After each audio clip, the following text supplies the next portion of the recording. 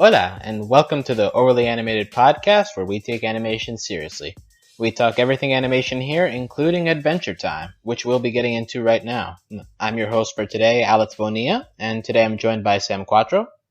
Hello. And John McKenna. Hi, everybody.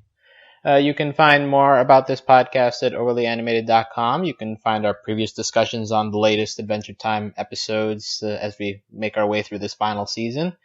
Wherever you listen to us, whether that be on iTunes or on your preferred podcatcher, we always appreciate if you could subscribe to us and leave us any ratings and reviews to let us know how you're listening to this podcast. But yeah, today we'll be diving into the latest 4 episodes of Adventure Time as we are weaving our way towards the finale coming later this year. But right now we have Blenanas, Jake the Starchild, Temple of Mars, and Gumbaldia to discuss. A lot of story in at least 2, if not 3 of these episodes. So we'll definitely have a lot of callbacks to work with. But I guess first, just on a wider sense, what stood out to you the most, or what excited you the most watching these 4 episodes? Let's go to Sam first. Definitely the impending war between Gumball and Princess Bubblegum, even though, neither of them really seems to want to. But that's, the biggest takeaway I got. I could really care less about Jake's whole, bio baby daddy sort of thing.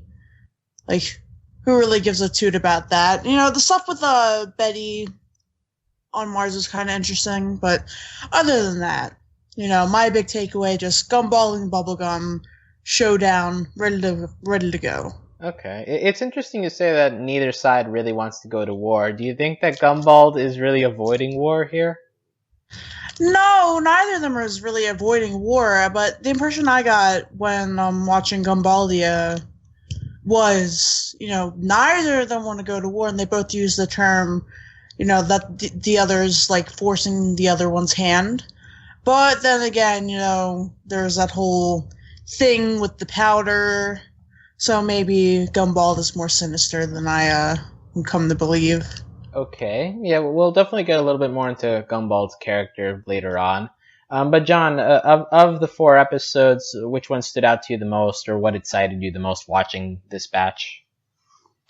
I would have to say Gumbaldia stood out to me the most because it was the last one of the bomb, and also it's the major hook into I think it's going to be the series finale, because they're girding for war. They neither wanted them to do it. You thought it was going to sort of end peacefully, sort of. Finn's trying to, which I thought was pretty interesting, that he's now taking the pacifist side rather than lunging in with a sword, slash first, ask questions later, as he usually does. But the fact is that the way that episode ended with the quote-unquote peace offering is apparently going to be a all-star list of villains from Adventure Time's past, where all the 1 episode, 2 episode people are going to come back, and it's going to be this huge thing. And I'm pretty interested to see where that goes, how that's going to tie into the Betty Ice King arc, how it's going to tie into Finn Fern. It looks like they're going to try to do everything at once to finish it up. And I'm both excited and a little nervous to see what they're going to do based off what we saw in that episode. Okay, interesting that both of you went to the war plotline. At least when I was watching it, Gumbaldia was an okay episode, but I don't think the hook worked as much for me. At the end of watching the 4 episodes, I was still holding on to the end of the Temple of Mars, and just that hook of hey, we can save Ice King and get Margles back from gold. That's been a thing that's been around for a long time, and I'm more interested in Betty and Ice King than I am in Bubblegum, really, at this point, unless Bubblegum in association with Marceline. But Bubblegum and her kingdom is it's not the greatest hook for a finale. But I do agree with John that if we can somehow find a way to tie in all the things, tie in the war, tie in Betty's quest, and tie in some other loose ends we have around, it'll definitely make for an ambitious finale for sure. What expectations do you guys exactly have now that we have these 4 episodes of where exactly the story is headed, or what kind of finale we're looking for? John? Well, it's going to be. I think the big finale is. I'm trying to figure out what kind of final boss fight the finale is going to be, because that is still very much an open game. Because it's like, yeah, it's going to be PB versus Uncle Gumbald. We can basically count that as a certainty. But I don't think there's enough history or baggage or build up for that to be this show's final big boss fight. What role is Finn going to play in this? Is he going to somehow become this peaceful mediator, which is a new look for him, as I mentioned earlier. So I'm not sure how I'm not sure really like what that's gonna lead to. And the Betty Ice King thing, I'm almost a little concerned that the show is getting a little bit lost in that plot arc, because they've done every sort of thing to make Betty go insane. Now they've made it so that Betty is leaving for Australia instead of being with Simon, which I thought would screwed up the entire thing and basically was the closeout. But nope, she has an idea. It's just, I'm not entirely sure where the show is going to go. And I'm like, what is you have 4 episodes to wrap up everything. Can you do it? Mm-hmm. Sam, thoughts on what direction you see the show going with these 4 episodes in the pipeline? Honestly, it kind of reminds me of back in the day with Avatar: The Last Airbender and how that ended. How everybody sort of got paired off into separate plot lines. So, for example, there was Aang and Ozai, and Zuko, Katara, and Azula, blah, blah, blah. So I definitely feel like it might be going there. You know, we might pair off the plot line with Bubblegum and Gumball, and then maybe we'll have Simon and Betty, Finn and Fern, you know, all that sort of thing. And hopefully, you know, they'll be able to do that successfully. But I am kind of worried because it is, like, just 4 episodes left, apparently. So, like, maybe they'll focus one thing on one episode. Like, maybe the first episode or the second episode will focus on Simon and Betty. Or maybe we'll, I don't know, do something with, like, you know, the armies that they're building. I'm not really sure. I just feel like it's really going into this, like, epic battle, or at least I hope it is. And you know, I think that'd be really cool. I definitely like the Avatar comp. But the problem with the Last Airbender comparison for me was, even though you had those multiple pair-off arcs, it was still intertwined in one story. This still feels like it's 3 separate stories. Yeah, so it's like kind of worrisome about what they're gonna do. And it's like, but Adventure Time has done this well before. I mean, in past seasons, they've done well of, you know, balancing each one, giving each of them the amount of time they need. But now, you know, they're kind of up against the clock, and you want that, and you really do want it to have like a nice natural conclusion. I'm almost starting to, in fact, the more we talk about it, I'm starting to think maybe it's not going to be a 4-episode ending. It might be like a 2-hour movie for all we know, because that would actually make it easier to wrap everything up. That's very optimistic. I think if we're operating under the assumption that it's just 44 minutes remaining, I agree with you guys that it's going to be difficult to tie everything together. I think it's doable somehow, like especially if we're going to include Ice King in this. He's brought in at the final scene of Gumbaldia as a joke. But if we're like bringing him into that, but we also have Betty going, they're going to need to somehow like get one side to the other. So I do think that there's a way for that side to get in, and then it's from there it's much easier to connect to the Bubblegum War with what's going on with Finn and Jake. So like I think the pieces are there, but I agree with you that it's not set in stone exactly how they're gonna structure this ending. But I also appreciate that like the show is in a place where, despite all the like foreshadowing that they've done over the years, I can't really predict at all like how exactly this is going to end, and I think that that's a bonus when you're thinking about a giant finale like this. Nothing seems that obvious as of yet, besides the fact that we're going into a major battle. Mm. I don't like yes, John. Well, the other element is that I mean, it's nice not. It's definitely nice not knowing, and and the writing crew on this is always very tight. They really do a lot with the time that they have. 11 minutes can sometimes feel like 20 with all the detail that gets put in. The only issue I have, it almost feels like it's a weighted thing, because not only do we have Uncle Gumball versus PB, we have Uncle Gumball plus Ricardio plus Vima plus the character that Rainn Wilson plays plus every one-off villain that existed. I mean, that's a little. I feel like that either that's gonna be just a cameo parade, or they're all gonna have a meaning. I feel like they're gonna try. I feel like they're veering almost into trying to do too much to appease too many people, which could get a little worried. Which could be a bit of a worry for me.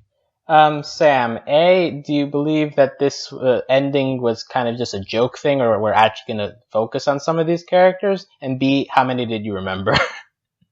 I think that we might focus on some of them. I definitely think it'll be interesting to see how Ash plays a role, because that's going to bring in Marceline, obviously. Ooh, yeah. Okay, so how many I remembered? So obviously I remembered Ash, Fern, Ice King, obviously. Whoever else. Meow. Yeah, Meow was in there. I think he was grown up. All grown up. I don't remember who else was there. Well, let me go down the list here. We had Ricardio. He's the classic villain. Oh, yeah, Ricardio. George Takei. Yeah, a Bandit Princess. I think she had one appearance breaking Finn's sword, and then she was out. She destroyed the Box Kingdom. Yeah, that too. With Samantha, she appeared in one episode where Jake was in a hole with a demon. Oh yeah. Peacemaster, that was in that awesome Peppermint Butler episode. But Peacemaster doesn't even know who Finn and Jake are, right? No. That. But Meow, we've already mentioned him. Pete Sassafras, I think that's the most obscure villain. He was in that one Lumpy Space Princess episode where she was getting Finn and Jake to find the Pizza Man or something. Oh my god, Candy Streets. Yeah. Right. Ash, Sir Slicer, he's a season 1 guy. Scorcher, that one episode where Ice King hired a hitman. And the Green. I just kind of want to see Ash come back, just so Marceline just walks up to him and punches him in the face. Yeah.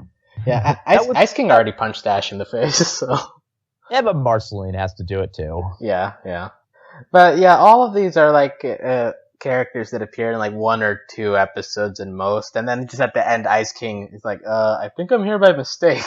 But then Gunther is with a sword. But yeah, that was a great ending gag, just Ice King showing up out of nowhere. But yeah, I'm not sure. I almost want to lean that this is just going to end up in a joke. They'll appear for a minute altogether and they'll just be wiped out because they'll all die. Yeah, it's a weird. I mean, for Adventure Time, who has been bringing back a lot of season 1 and season 2 stuff in this final season, the mentions are expected, but I would be really surprised if they carved out the time to give these characters any more than 1 or 2 lines each in this finale. Yeah. Except for the really prominent ones like Ash and maybe Meow and Fern, of course. They're probably just all gonna kill them at once. Yeah. If we believe that the Marceline Princess Bubblegum is a romantic arc thing, Ash could really be a big player in that sort of dynamic. Yeah, it's asking a lot of the audience to remember all of these people and their relations to the characters. But I think Ash is memorable enough because of the fact that the episode he was in is one of the more higher recognized episodes of the show. I mean, that's where we got the Buff Baby song from, so. Yeah. But he's mentioned in a lot of the other Marceline episodes, too, like Sky Witch, probably a couple other ones, the ones involving Cambo since he sold them. Right. Exactly. Ash is one of the more prominent ones. You guys are right. But say Bandit Princess or Samantha, who knows who they are? Who? Bandit Princess is at least recent enough. Sure, but one episode, and then it just disappeared.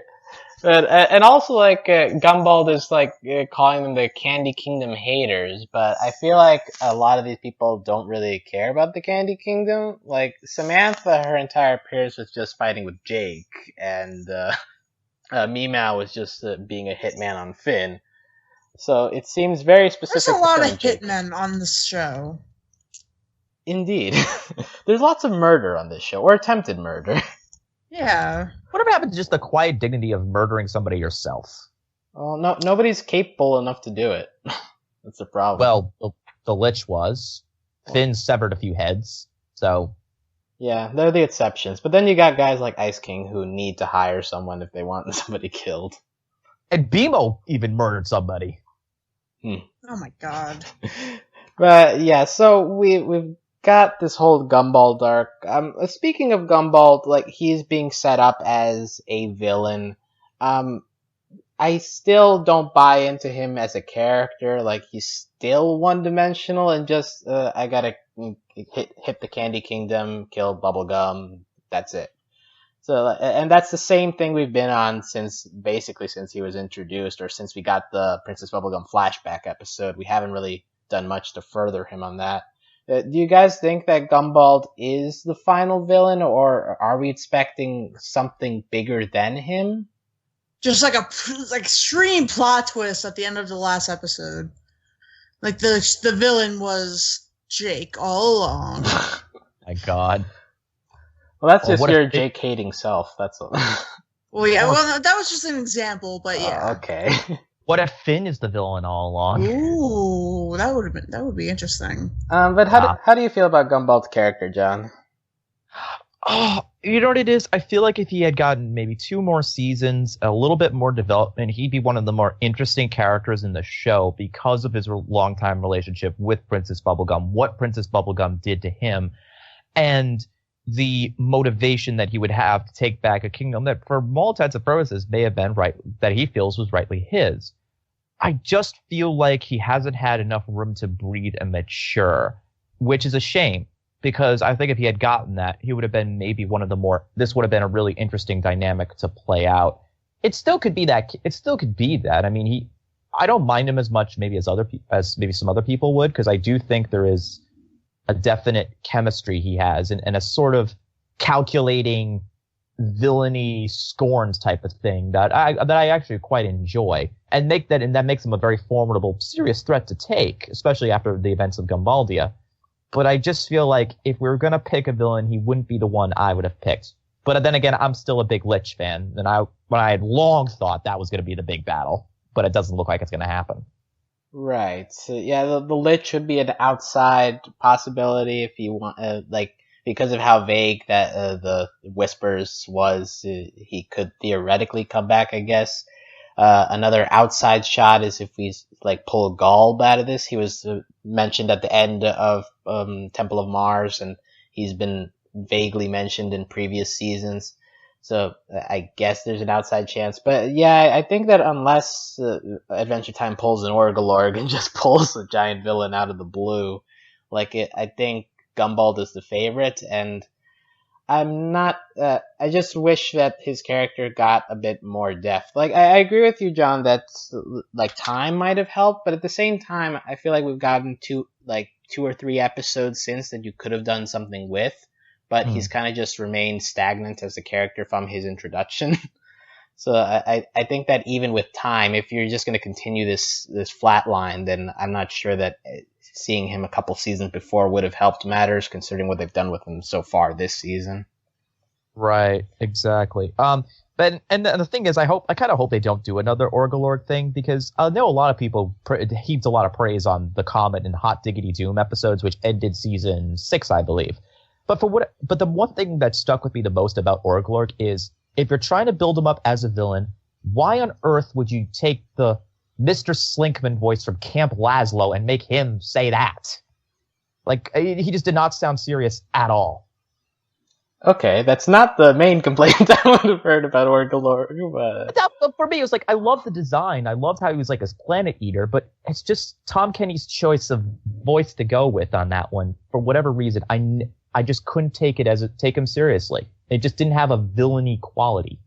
Yeah, but I think in general the issue is kind of just the same issue that a lot of people have with Adventure Time, that when it pulls out villains, it pulls them out very quickly, and then it writes them off just as quickly. Like we just got through the Fern arc in the last season, and that seemed to have ended abruptly without much development, and we're kind of in a similar place with Gumball. But we'll see how the finale ends up using him, especially in contrast with Bubblegum, who I think, because of the fact that Bubblegum has been with us through the beginning, we've seen her develop, that she's the interesting side of this.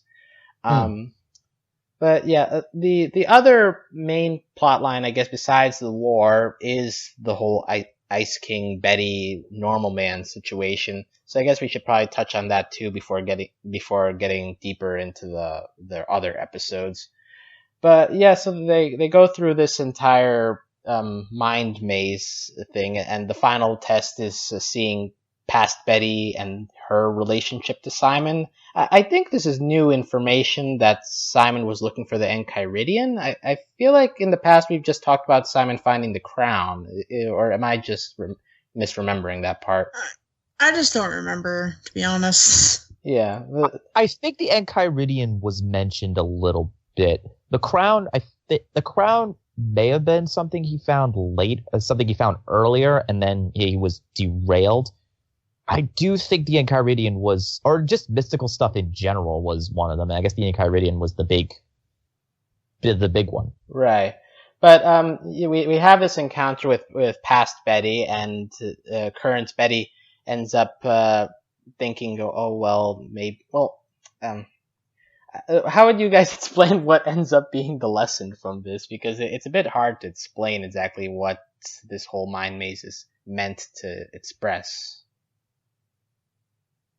I think the lesson was that she has to take care of herself for a change, rather than going down this crazy train trying to rescue Simon. I think that might have been the lesson, because she altered her past so that she would live out what was then her dream to go to Australia for a research expedition.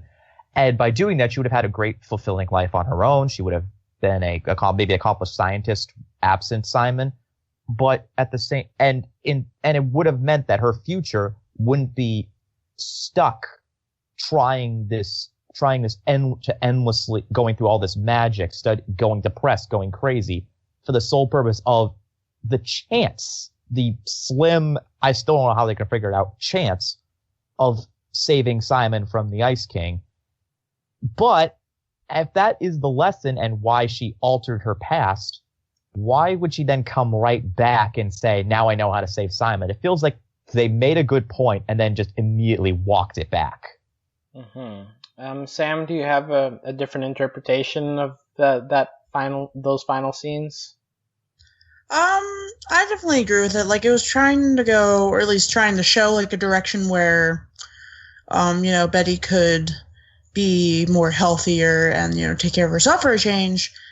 But, all the crazy magic, she gotta still save Simon, etc. I don't know. It kind of made me feel like the show was trying to say that Betty has spent, like, too much of her life on Simon, like, obviously, and too much of her character is just, like, dedicated to Simon. Like, that is, like, the sole existence of her character, being Simon's girlfriend, and, always trying to, like, help Simon, etc., etc., etc. And I really wonder what these next 4 episodes are going to do with that. Right, and I agree with John that, like, the ending description of, oh well, I just have another plan now. Like, at first glance, it just feels like, well, that's just kind of contradicting what we thought Betty would have learned from this.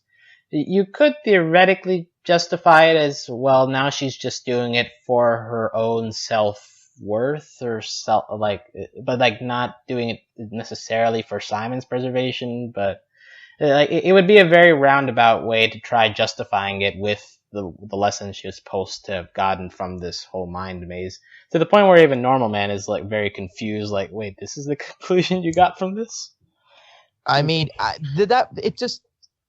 still trying to figure out if Betty goes to Australia. She doesn't meet Ice. She doesn't meet Simon. If that's the case, why is she still in existence anyway? Why is she still wearing the hat? Why is she still in this? I think the episode is meant to have made that like a vision, like a metaphor kind of thing. It's also confusing because it's in the same plane where Jake appears from the planet who was abandoned. So it could, but we could be dealing with like a mix of reality and illusion in that space. But I agree that if this was meant to be a reality thing, then it wouldn't make much sense. But I got the intention that it was, since it was part of like the whole mind maze thing, that this is just going into her memories and like what she would do to fix the quote unquote puzzle inside her head. Possibly, but I don't know. It's like, I think it's one of those weird sort of open to interpretation episodes that Adventure Time loves trotting out. You're not supposed to totally know what's going on, but they'll hopefully explain it later on. Yeah.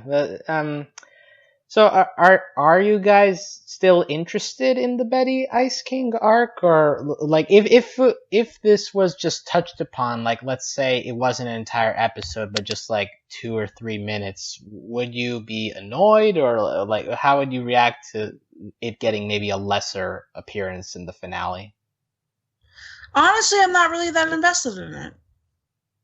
You know, like maybe a season or 2 ago when, they brought Betty back, I was. But, now it's just like, it's been dragged on, like, forever, and I don't really know what they're gonna do with it.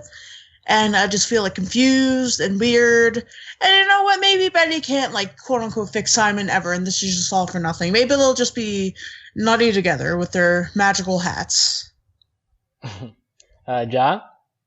I mentioned at the beginning of the podcast that I was really concerned that the show was almost getting itself lost in regards to this arc. Like it's trying out all these different directions. They've moved Betty further along, and I'm starting to wonder, do they really know what to do with her now? She's on Mars. She has this Sisyphean task of putting sand in a hole, and now she found this great idea. So I'm like trying to figure out, okay, what are you trying to do here? When this was introduced, I was really into it. I am still into this. I want to see how they resolve this arc, because I think this is the most ambitious arc the show has done from the get-go. You're trying to basically, because in the beginning it's like, okay, Simon's back, but if Simon's back, he's going to die. But if he wants to live, he has to be the Ice King, and Betty's going to try to do what is essentially the impossible, even for this world. Save Simon without killing him. And I want to see how she does that. They've invested so much into it. I want to see how this plays out. And it's been going on now since season 5. Bring it home. Impress me. That's true. It is one of our longer running arcs we've had going. I think my issue with the whole thing is that while Betty has always been obsessed with it, I feel like all the other characters have slowly gotten to the point where they've just accepted Ice King for who he is. And I even think with Betty, they were trying to push that, like, hey, like Ice King can be a good person if you get to know him. You just got to start from scratch. But Betty, due to her history, has just been unwilling to accept that for so long. So just, I guess, the fact that clashes with what the rest of the characters in this show have learned to do, which is to accept him and try to help him along in his current state. It definitely feels a little weird thinking about, like, what if this actually works and Ice King goes to Simon? Like, is that in the end the best solution?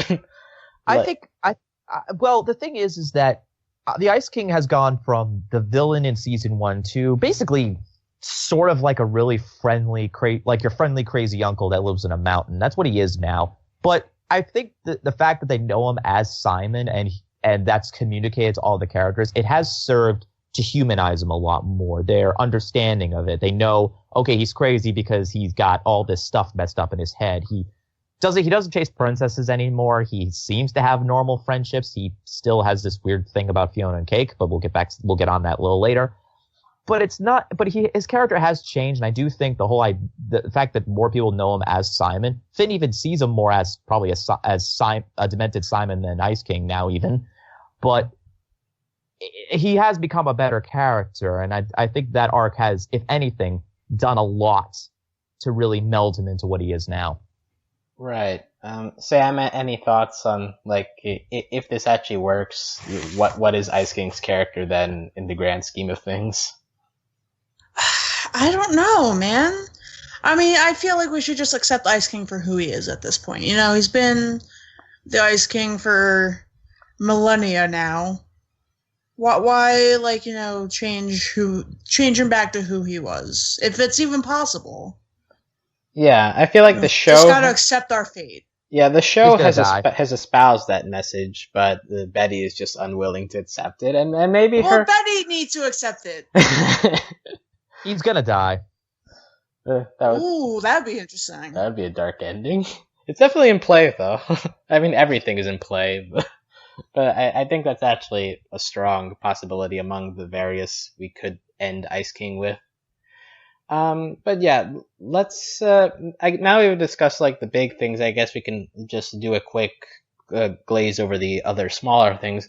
We began this bomb with the episode entitled Blenanas. That is basically, hey, Finn's writing into a comic magazine. I mean, it was an interesting premise. It was just like it was humorous, and I did like the backgrounds. I was pretty excited about that episode too because Pat McHale came back for this. Yeah, it just seemed to be like a reflection on just the nature of comedy, I guess. Like, you can find things funny, but other people won't find it funny, and like, I guess that's like the one sentence version of this. And you know what? If people don't think you're funny, just publish your own magazine. Yeah, go make a zine, your fanzine. Yeah, exactly. A fanzine of your own jokes. And if you ever want to find out what's really funny, read a book written by a German. Oh my god! Because the Germans because everyone knows when I think of stand-up comedy, oh yeah, Germany. Did Bubblegum just not know that German is another language that people don't know? Yeah, well, it buys into the whole like Princess Bubblegum's so smart she doesn't get the humor or something like that. So maybe she's just like unaware of the fact that other people don't know the language. Well, I think there's like a whole mix of languages that get spoken in Ooh. She spoke in German. Finn's birthday party had signs in Spanish. Their subway system has signs in Japanese. Maybe everyone knows different languages. I don't know. Maybe it's just the sci-fi translation trope where everybody understands everything. Except Korean, because nobody understands Lady Rainicorn, apparently. Yeah, apparently, yeah, nobody understands her, except for Jake. You know, Jake. Yeah, that episode... And PB. PB knows Oh, yeah, Korean PB does. Oh, yeah, I guess so. And there's also a callback to the demonic wishing eye in that episode. It takes into this really weird alternate dimension, wishy. And when Ice King gives his wish, I think the wishy says, "You go, girl," or something like that. If I heard it right, but that was that sounds right. And the dimension looks like it was drawn by a third grader. Yes, probably rainbows in the background, if I remember correctly. And there's also the one-off character of Pudding Troll, and his friend Big Tina, who is just shooting. Who's the VA of Pudding Troll? That would be Steve Berg. He apparently has a recurring role in The Good Place, but otherwise I don't see anything big. But yeah, I guess he voiced okay. Any thoughts on that character? Yeah, I thought he was pretty funny.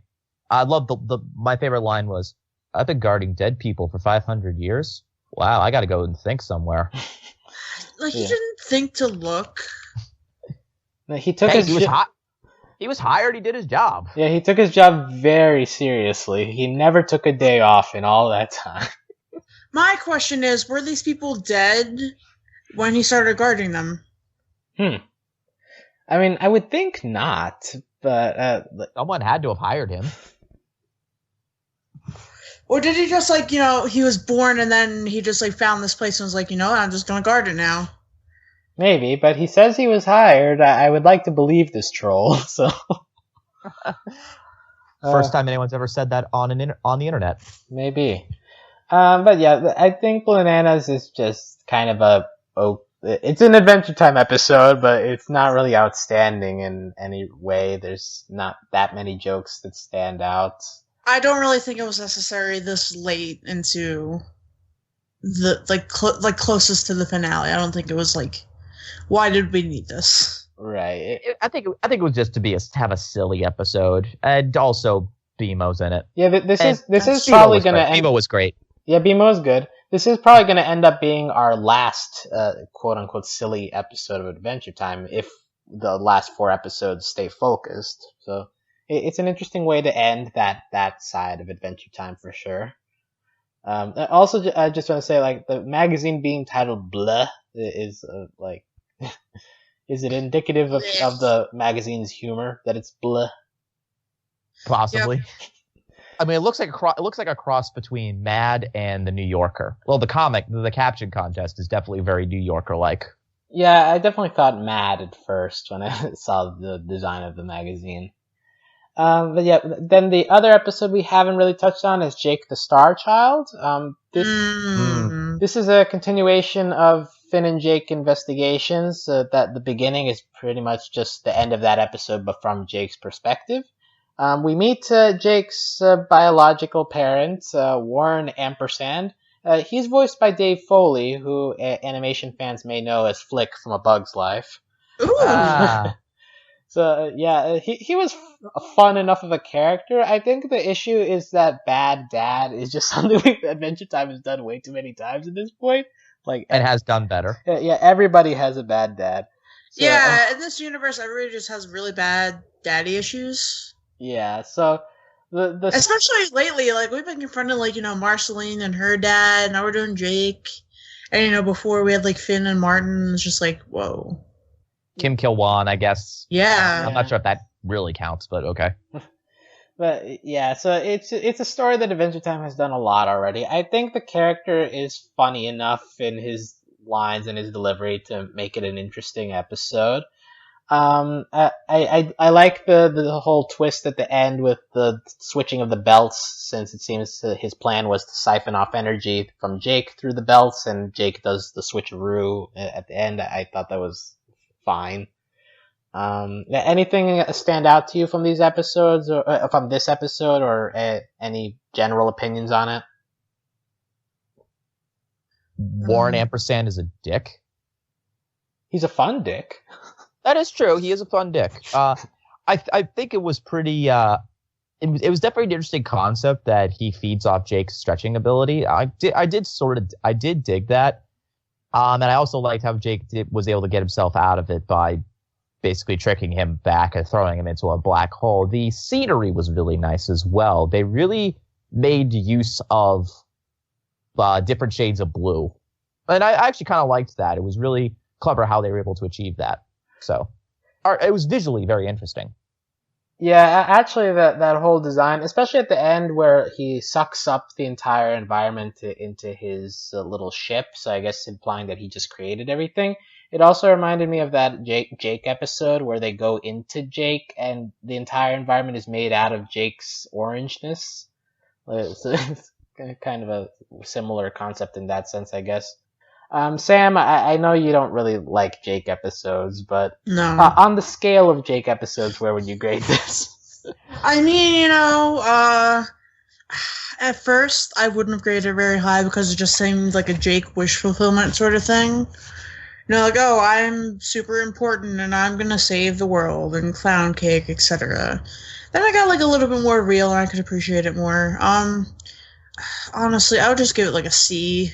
Maybe like a C+. It was very average. Mm-hmm. I think Jake the Starchild it's a good episode. I think when you put it side by side with Temple of Mars and Gumbaldia, which are really good to great episodes, this probably pales a little bit. But just in the grand scheme of Adventure Time, I still think it's a strong enough episode to hold up on its own. Also, this episode gives us a chance to go into a quick hot takes on cold foods because yeah. we got cake, we got cocktail hot dogs, and we got pretzels. All of them are good. But are they good together? Probably not. Okay, so I wonder, are they soft pretzels? Do they have mustard? Well, he says he wants a pretzel with mustard, and at the end he says, I didn't even get any pretzels. So he never gets the pretzel, but if it were a pretzel with mustard, and you had the choice of that, cocktail hot dogs, and cake, which one would you go? Honestly, like, I enjoy a hot meal, so I kind of want to go with the cocktail hot dogs, but I really love pretzels. John? Cake is just like, cake is too sweet, so I'm just, no. Also clown cake. What is that? Anyway. Well, that's for kids. It's like an adult, like, just, like, if they're out of normal cakes, so they have to go to the children's section of the bakery. And yeah, or you're, like, going to Friendlies or something, and they, like, make you a cookie puss. Right. It's like...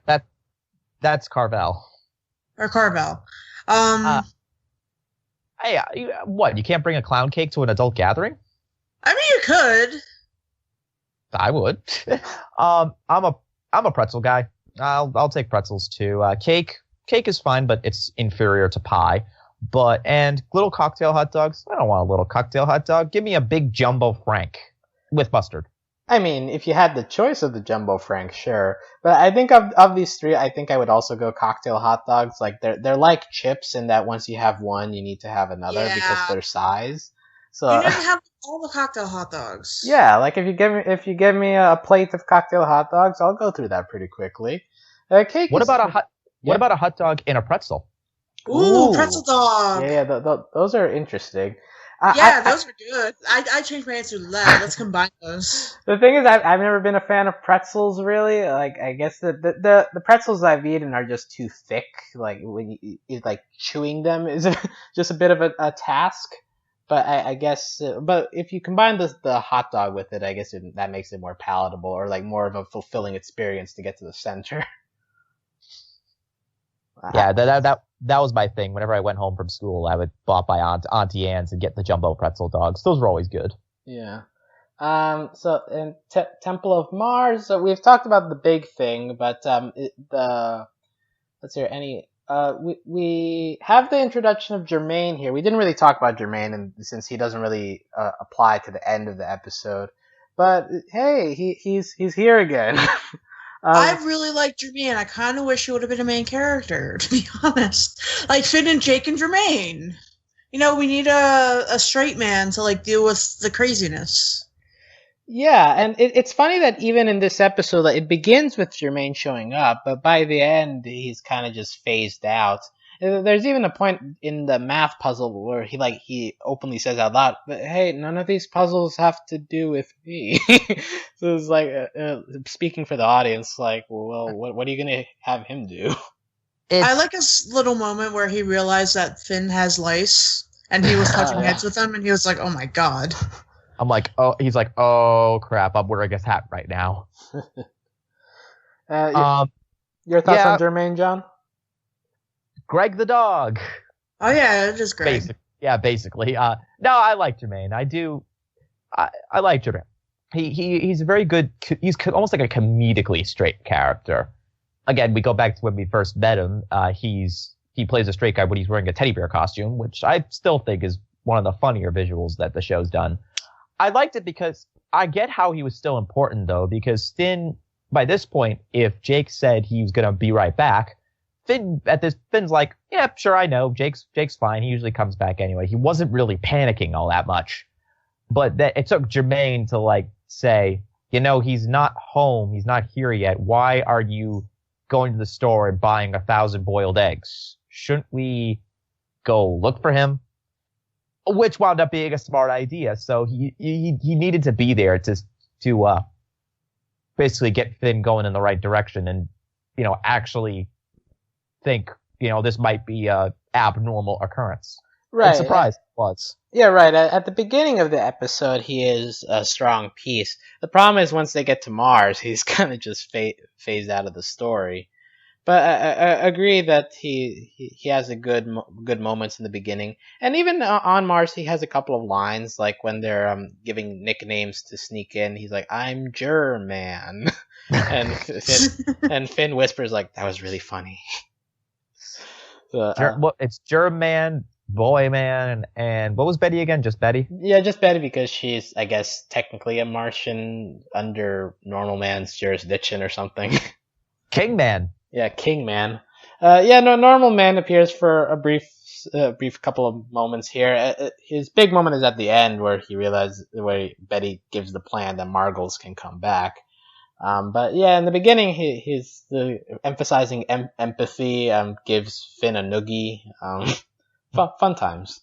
I love that. It's like, she needs to learn what she did. Well, you gave her the powers. Shouldn't you be the one filling the hole? Empathy. Yeah.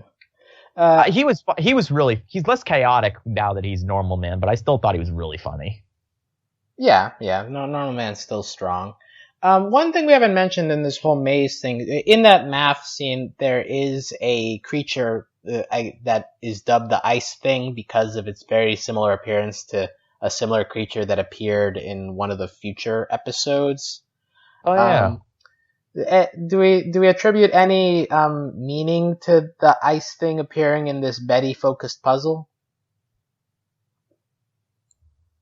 Possibly. Nothing. Oh. No, I think so. I think there is. I think it's because it's meant to be a Betty puzzle. It's fitting that there was the future Ice King mustache thing there, and it was an ice room. So I think there is some symbolism there, and the whole way of solving it wasn't to do a math puzzle that kept repeating itself over and over again, which we can look at the symbolism of that Betty's trying to do a math problem that has no answer. The symbolism is right there. And worse, the ice thing is the one that's undoing the progress. Right, yeah. And it's solved by Finn basically falling through and just breaking the damn thing. Yeah. Sam, do you care at all about the ice thing appearing here? Nope. Okay, good take. No, they didn't focus much on it, but just this entire episode, as many Adventure Time episodes feels drenched in symbolism at times, and so we don't really. It's left up to the interpretation of the viewer how deep you want to go in deciphering what these things mean. But yeah, I think that's anything else from Temple of Mars that we want to mention before we move on. Mm-mm. No? Okay. We finally... Normal Man is wearing Abraham Lincoln's hat. Oh, is he? Yeah. I just realized he is, yeah. So, rightful king of Mars, then. I did... I would also like to point out that if you were flying to Australia, you'd need to be at the airport well before an hour. Betty was really cutting it close there. Good thing she met Simon and didn't actually go. Hooah. Well, so basically that was all for nothing. Who would do that? Like, you meet this, like, super amazing guy a day before you're supposed to take a trip. Like, who just, like, drops everything for that one thing? Was it just love at first sight? Who knows? Hey, I'd say the protagonist in a rom-com. Sean McGuire gave up his Game 6 World Series ticket when he saw his wife in Good Will Hunting, so... So, the main character in a rom-com. Yeah, I guess. The best rom-com. Maybe. Where's that edit? The rom-com edit of Betty and Simon? There's probably an AMV out there. Yeah, make that AMV, somebody. Purview Productions. Ooh, come on, Michelle. Yeah, Michelle. Watch her page. It's awesome. Finally, we have Gumbaldia. This is Princess Bubblegum going to war on Gumbald. Finn decides to take a diplomatic mission, try to install peace. And it turns out that it's Aunt Lolly who's acting nice, but it ends up being a whole plan to get Finn to carry the Dum Dum Juice to the Candy Kingdom. Hug her. It was to hug her. Then she would basically, I guess, surrender. Well, or just turn into a baby, and then it's just there's no leader of the kingdom.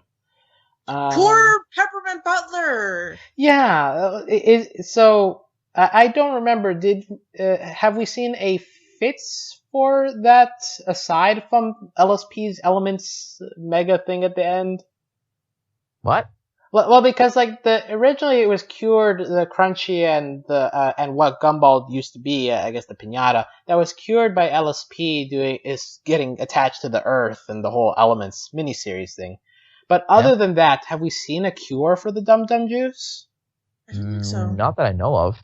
Yeah, it's because I don't want Peppermint Butler to go out this way. He deserves a place in the finale. He does. He needs to call up that one last demon.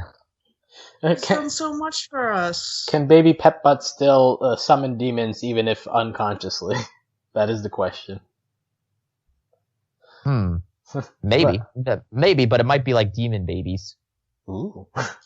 My question is, would it even really affect most of the Candy citizens? Because they're all kind of dumb anyway. It might infantilize them. But then a lot of them already infantilized, though. That's true. Except Colonel Candy Corn. I mean, he's raring to go. That would be pretty disappointing if he can't get his last battle in. Yeah, that's true. There's a lot of actually competent Candy Kingdom citizens, but like, the average Joes, like, I don't know. I don't feel like it would really affect them that much because they're all kind of sheeple. Yeah, they don't mind their ruler basically blowing up their property. Starchy makes a cameo in the beginning of this episode. He's a competent Candy Kingdom citizen. As competent as they come. Yeah. Which isn't that big of a compliment, to be fair. Fair enough. I mean, yeah, he drops the film, but he ends up taking the photos correctly. Also, that there's a callback when they're at the dinner table, Finn and Jake having dinner with the Gumball family. Finn is telling the story of the episode from Jake's Suit, where Flame Princess sees Finn dance in his underwear. So that was a nice callback. And just a reminder. Finn meets Finn meets the family. I nearly said in-laws there. Yeah, and a reminder that Flame Princess probably will have no appearance in this finale. Oh, yeah. R.I.P. Flame Princess. We barely knew Well, they did give her a nice ending with her father. It wasn't a nice ending. It was a resolved ending, I should say. Yeah. I wish Flame Princess had a better send-off of that episode, but... She might be back, Hey, you know what it is? If they're bringing back all these one-time villains, maybe they're going to bring back the more recurring characters like Flame Princess. Yeah. I guess that takes us to our final finale predictions. Is there anything really out there you think has a chance of happening, or any just characters you hope make an appearance that you haven't seen recently? John? The universe is going to reset, by the way. Oh. You think we're going to do a time loop situation, or? Yes. Especially with all the Mars stuff going on, I think it's gonna be something. Does Grodd do that? Maybe. Could be that. Could be whatever Betty's doing to the Gulb. That could be interesting. Yeah, that could be a trippy way to end it. Any chance you bring comets back into all of this? Bring who back? The comets, because that was a big thing. The whole Catalyst comets. So maybe. My out there thing is actually the real winner, the new ruler of the entire world, will be Dirt Beer Guy. We're gonna have Dirt Beer Guy will survive. He'll get to sit on the throne, and he will be the greatest ruler ever of all time. We're gonna have an alternate kingdom where it's Dirt Beer Guy's the leader, and Bubblegum has retired to her ranch with Marceline. Yep. Well, I guess we should touch on that very quickly. We haven't seen Marceline for a while, but any Where chance? Is she? We haven't seen her in 7 episodes. I wouldn't call that a while. No, 6, I mean, yeah, not even 7, 5. Yeah, I guess so. It's more just Cartoon Network spacing these last episodes, milking it for what it's worth. But yeah, do we have any chances of Bubbling in these final episodes, Sam? Let's see. On our Discord, we have a running sort of gag about the chances of Bubbling happening. I think currently they're Dylan and Patron Michael and you have it going at 45%. I was lower, but Yeah. I hope it'll have, like, in my heart of hearts, at the very least, they'll, like, appear on screen together, maybe discreetly holding hands, but I don't really feel like it's going to be a major thing. I think they might. I think they might play off Marceline and Bubblegum the way they played off the two police officers in Gravity Falls. It's obvious without having to say it's obvious. Yeah. Yeah, with how packed these 4 episodes are expected to be, if they get anything, it'll be small. And the fact that Marceline didn't appear in these 4 episodes leads me to believe that she's not going to have that much of a part in the actual fighting or like the main plots of these final episodes. I don't think it's actually going to be 4 episodes, honestly, to be fair with you, because I looked it up on Wikipedia. I think it's going to be 1 episode that's an hour long. I think that might be where they're going to go with here. Well, that's a possibility. Although, like, an hour in animation is usually like 4 11-minute blocks. Yeah, it's gonna be like a 45-minute episode essentially, but it will give them a freedom of having 1 long arc. And these guys you could do a lot with that, I think. Right, and I think that's just semantics at that point, because you could also see like 4 episodes, but they're connecting with each other. You have like part 1, part 2, part 3, part 4 kind of situation, which Adventure Time has done in the past. Like we had the whole Finn the human, Jake the dog linking thing in the past.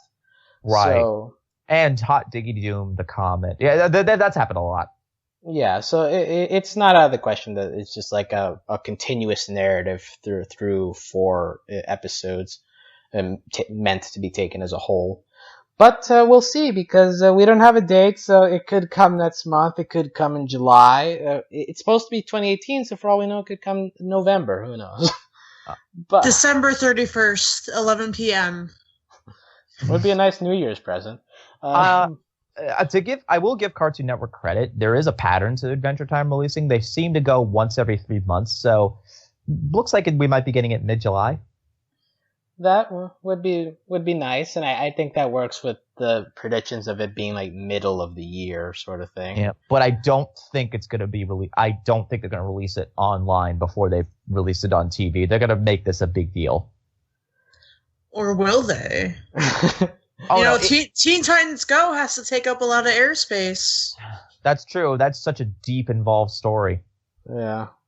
But whenever Adventure Time shows up, you can always come back to Overly Animated to get the latest breakdown on that the final moments of the show.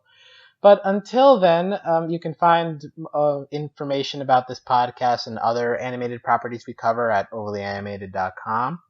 You can join us on Discord. Sam mentioned that previously. We talk about Adventure Time there. We also talk about all the other shows we cover on this site.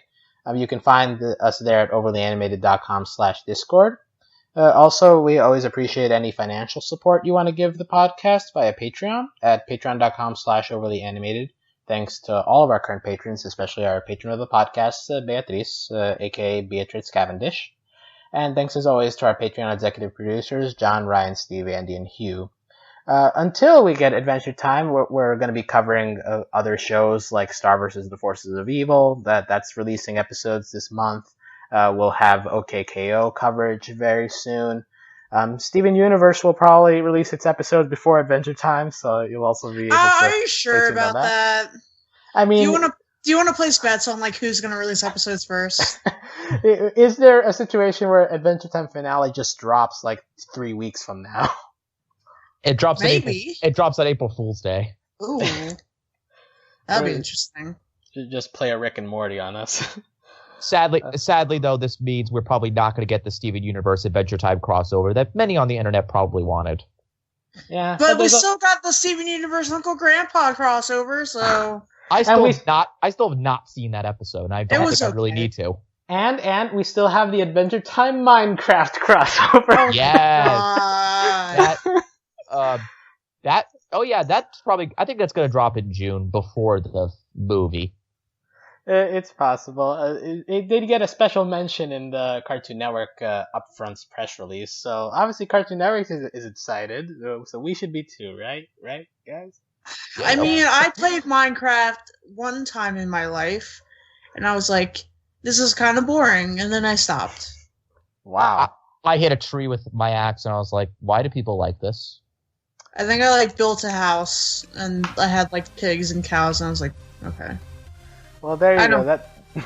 That is an overly animated stance on Minecraft. So on that note, until we get any episodes of Adventure Time, we'll see you soon. Adios. But take care. Bye.